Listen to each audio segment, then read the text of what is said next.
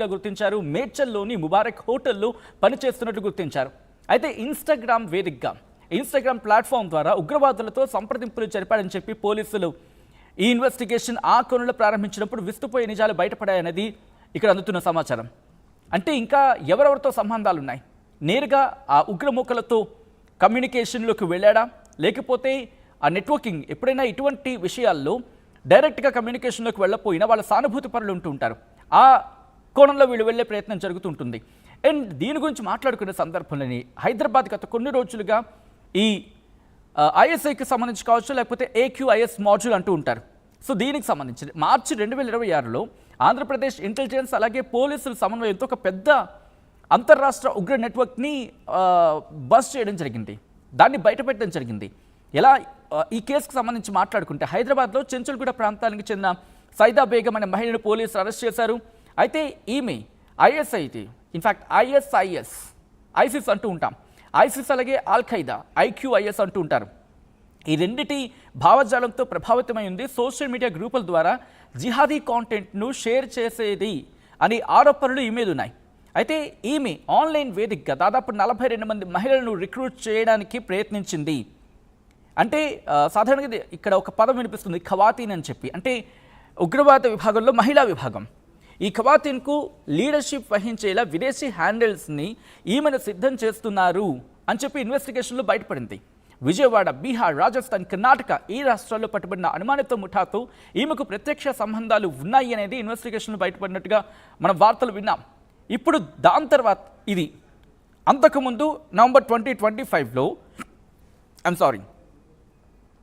తీవ్రవాద కోణంలోనే కాకుండా మిగిలిన అంశాల్లో కూడా ఇన్వెస్టిగేషన్ జరిపిన సందర్భం. అయితే ఇక్కడ ఐఎస్ఐఎస్ బయోటెర్రర్ కుట్ర గురించి కూడా మాట్లాడుకోవాలి. 2026 మేలోని ఎన్ఐఏ ఒక పెద్ద కుట్రను బయటపెట్టింది. హైదరాబాద్కు చెందిన డాక్టర్ సయ్యద్ అహ్మద్ మొహియుద్దీన్పై కేసు నమోదు చేసింది. అతను ఇంట్లోనే రహస్య ఒక ల్యాబ్ని ఏర్పాటు చేసుకున్నాడు. రైజిన్ అనే ఒక విష పదార్థాన్ని తయారు చేసి అంటే బహిరంగ ప్రదేశాల్లో కావచ్చు, లేకపోతే సాధారణంగా ఆ టాపిక్ గురించి మీ అందరికీ తెలుసు, బయట ప్రజలు ఎక్కువగా ఉండే ప్రదేశాలు అక్కడ దాడులకు ప్లాన్ చేశారని చెప్పి ఎన్ఐఏ చెప్తూ ఉంది. ఈ కుట్రకు ఐసిస్ విదేశీ హ్యాండిల్స్తో సంబంధాలు ఉన్నాయనేది అప్పుడు ఆరోపణలు గట్టిగా వినిపించాయి. అండ్ అదైపోయిన తర్వాత హైదరాబాద్లో ఐసిస్ అనుమానితుల అరెస్టు కూడా, మరి ముఖ్యంగా 2 లేదా 3 అనుమానితులను పట్టుకున్నట్లు అప్పుడు రిపోర్టులు బయటకు వచ్చాయి, చాలా వార్తలు బయటకు వచ్చాయి. గుప్మా అనే ఒక మాటలు చెప్పాలంటే వాళ్ళ నుంచి డిజిటల్ కమ్యూనికేషన్, రాడికలైజేషన్ మెటీరియల్ పరిశీలించినట్లుగా పెద్ద ఎత్తున చర్చ జరిగింది. సో ఇలా చూసుకుంటే ఎక్కడ చూసినా ఏదో అంశంలో ఇటు హైదరాబాద్, తెలంగాణ వేదికగా లేకపోతే తెలంగాణ సెంట్రిక్గా ఈ ఉగ్రముక్కల కదలికలు ఒక్కసారిగా షాక్ గురి చేస్తున్నాయి. అండ్ ఇక్కడ మాట్లాడుకున్న సందర్భంలో ప్రస్తుతం పోలీసులు దీన్ని తీవ్రంగా పరిగణించారు, రంగంలోకి దిగారు. మొత్తం అసలు ఎవరు, ఎందుకు, ఏ విధంగా కమ్యూనికేట్ చేస్తూ ఉన్నారు, ప్రతిదీ పిన్ టు పిన్ పోలీసుల అబ్జర్వేషన్లోకి ఉంటుంది. అండ్ ఈ ఉగ్రముక్కలు అనుకోవచ్చు గాక, మేము భారత్ కళ్ళు కప్పి ఏదో చేసేస్తామని చెప్పి ఉగ్రవాదులకు బహుశా ఇప్పటికే భారత్ ఒక స్ట్రాంగ్ వార్నింగ్ ఇచ్చింది.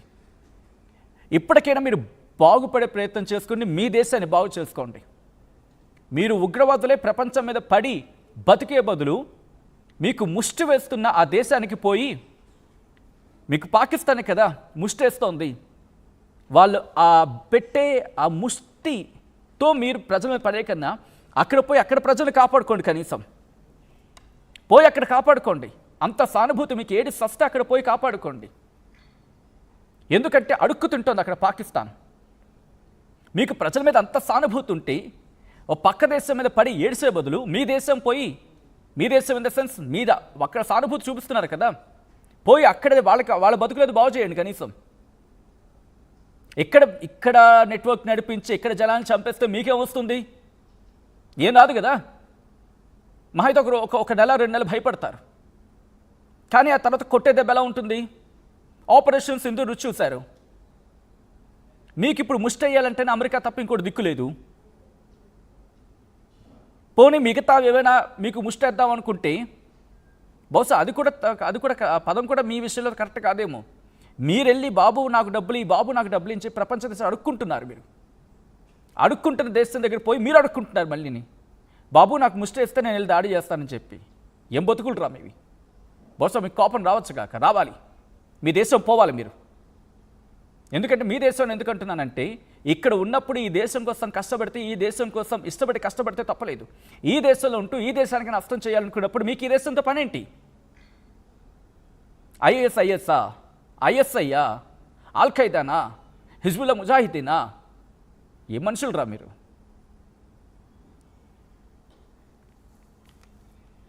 నరమాంస భక్షకులు అంటూ ఉంటారు, మీకు బహుశా ఆ పేరు తెలుసో తెలీదు. వాళ్ళకన్నా దారుణం మీరు.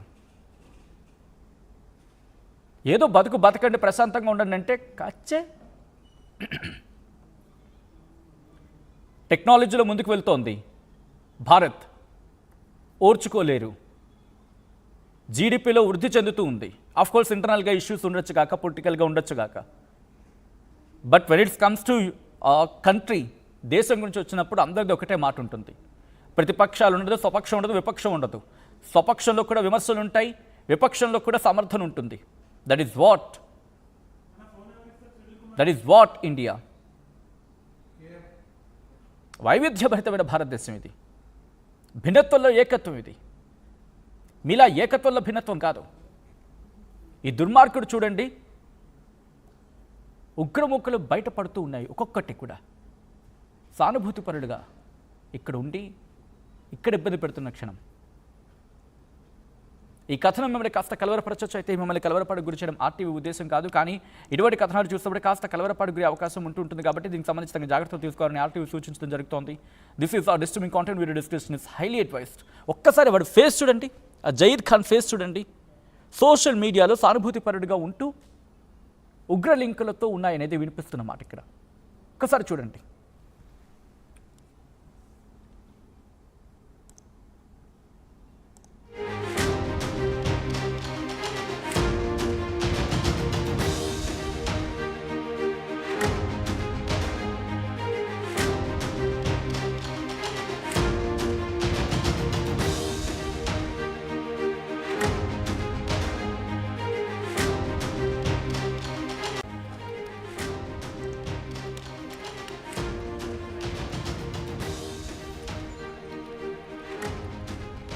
బ్రేకింగ్ న్యూస్ చూస్తున్నారు. మేడ్చల్లో ఉగ్రవాది అరెస్ట్ అయ్యాడు. పాకిస్తాన్ ఐఎస్ఐతో సంబంధాలు పెంచుకునేందుకు ప్రయత్నించిన వ్యక్తిని అదుపులోకి తీసుకున్నారు ఉన్నతాధికారులు.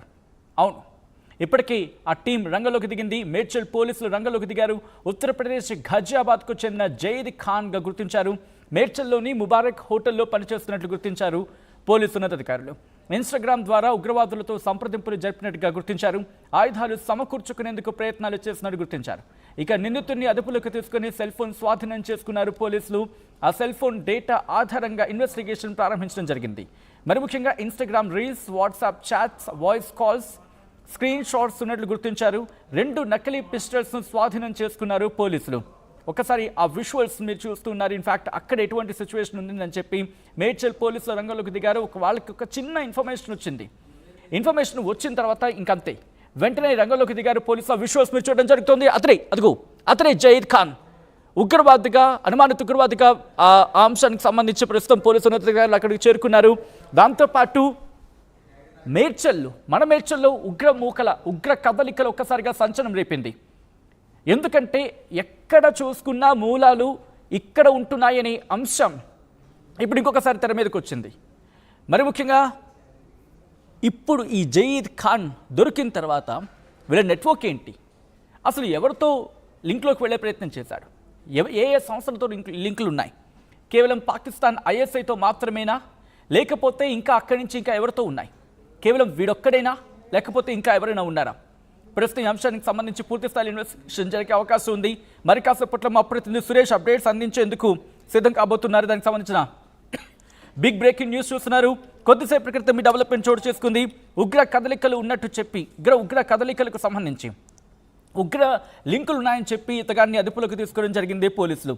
ఈ మధ్యకాలంలో ఇటు ఇన్వెస్టిగేషన్ ఏజెన్సీస్ చాలా కీలకంగా ఇన్వెస్టిగేషన్ చేస్తూ ఉన్నాయి.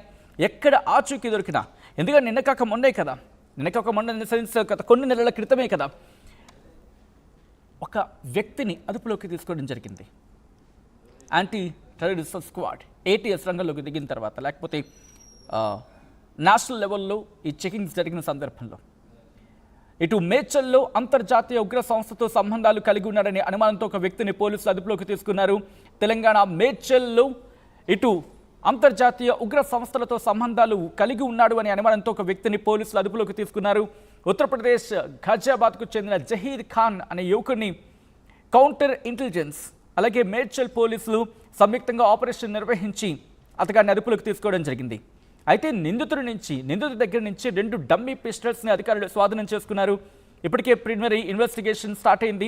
ఉత్తరప్రదేశ్కు చెందిన జహీద్ ఖాన్ కొన్నేళ్ల క్రితం తన స్నేహితుడు ఫైజల్తో కలిసి ఉపాధి కోసం మేడ్చల్కి వచ్చాడట. ఇక్కడ ఒక లోకల్ హోటల్లోని పనిచేస్తూ జీవనం సాగిస్తున్నాడు. అయితే జహీద్కు సోషల్ మీడియాలో ముఖ్యంగా ఇన్స్టాగ్రామ్లో రీల్స్ చేయడం ఒక అలవాటుగా మారింది. ఈ క్రమంలోని అతను బొమ్మ తుపాకును ప్రదర్శిస్తూ కొన్ని వీడియోలు అప్లోడ్ చేశాడు. ఇక అలా అతడి గుట్టు రట్టయింది. అసలు ఏం జరిగింది, ఎటువంటి లింకులను గుర్తించడం జరిగింది. పాకిస్తాన్ ఐఎస్ఐతో సంబంధాలు ఉన్నాయని చెప్పి ప్రస్తుతం ఆ వ్యక్తిని అదుపులోకి తీసుకున్నట్టుగా తెలుస్తోంది. ఇంకా ఎవరెవరు ఉన్నారు, ఇంకా నెట్వర్క్ ఏంటి, దీనికి సంబంధించినటువంటి ఇన్వెస్టిగేషన్ జరుగుతుంది. డీటెయిల్గా తెలుసుకుందాం. మా ప్రతినిధి సురేష్ అప్డేట్స్ అందించేందుకు సిద్ధంగా ఉన్నారు. సురేష్, ప్రస్తుతం మేడ్చల్లో ఉగ్రవాదిగా అనుమానిస్తున్న వ్యక్తిని అదుపులోకి తీసుకున్నారు పోలీసులు. ఎటువంటి ఇన్ఫర్మేషన్ బేస్ చేసుకుని ఇన్వెస్టిగేషన్ జరుగుతుంది, ఎటువంటి సోర్సెస్ని బేస్ చేసుకుని అదుపులోకి తీసుకున్నారు, అధికారి నుంచి ఎటువంటి సమాచారం రాబడుతూ ఉన్నారు?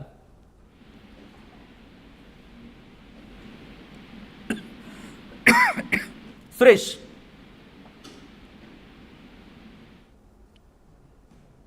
రైట్, మరి కాసేపట్లో సురేష్ దగ్గరికి వెళ్ళే ప్రయత్నం చేద్దాం. జహీద్ ఖాన్కి సంబంధించి మాట్లాడుకుంటే అయితే ఎప్పుడైతే సోషల్ మీడియాలో వైరల్గా మారాయో వాటిని పాకిస్తాన్కు చెందిన నిఘా సంస్థ ఐఎస్ఐ గుర్తించింది.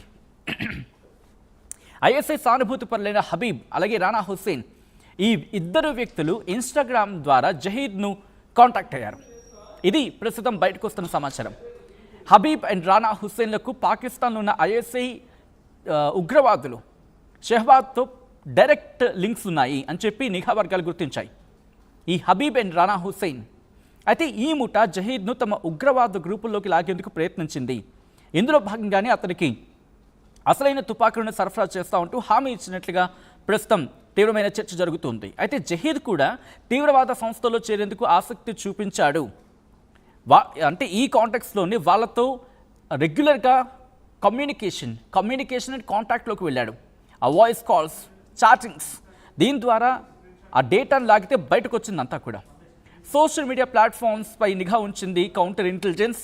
దీంతో జహీద్ జరుపుతున్న ఆ డౌట్ఫుల్ చాటింగ్స్ని, దాంతోపాటు వాయిస్ కాల్స్ని కూడా టెక్నికల్గా ప్రస్తుతం ఎవిడెన్సెస్ని ట్రేస్ చేసే ప్రయత్నం చేస్తూ ఉన్నారు. మా ప్రతినిధి సురేష్ అప్డేట్స్ అందించేందుకు సిద్ధంగా ఉన్నారు. సురేష్, ఎటువంటి ఇన్వెస్టిగేషన్ జరుగుతుంది, ఎటువంటి అంశాలను బేస్ చేసుకుని ప్రస్తుతం ఇన్వెస్టిగేషన్ జరుగుతుంది, ఎలా పట్టుకున్నారు పోలీసులు? సో ఏదైతే పాకిస్తాన్ ఐఎస్ఐతోని సంబంధాలు ఉన్నాయని చెప్పేసి ఉత్తరప్రదేశ్ గజియాబాద్ కు చెందిన జహీద్ ఖాన్ అయితే గుర్తించబడ్డాడు. సో మేడ్చల్లో తిను ముబారక్ హోటల్లో పనిచేస్తున్నాడు. గత కొద్ది రోజుల నుంచి ముబారక్ హోటల్లో పనిచేస్తున్నాడు. సో ఇన్స్టాగ్రామ్ ద్వారా ఉగ్రవాదులతో సంప్రదింపులు జరుపుతున్నారు. సంథింగ్ ఆయుధాలకు సంబంధించి కూడా ఆయుధాలు సమకూర్చడానికి కూడా ట్రై చేశారని పోలీసులు చెప్తున్నారు. సో ఉగ్రవాదులకు సంబంధించి వాళ్ళతోని సన్నిహిత సంబంధాలు కొనసాగడానికి కూడా తను ట్రై చేస్తున్నాడని చెప్పేసి కూడా పోలీసులు ఆరోపిస్తున్నారు.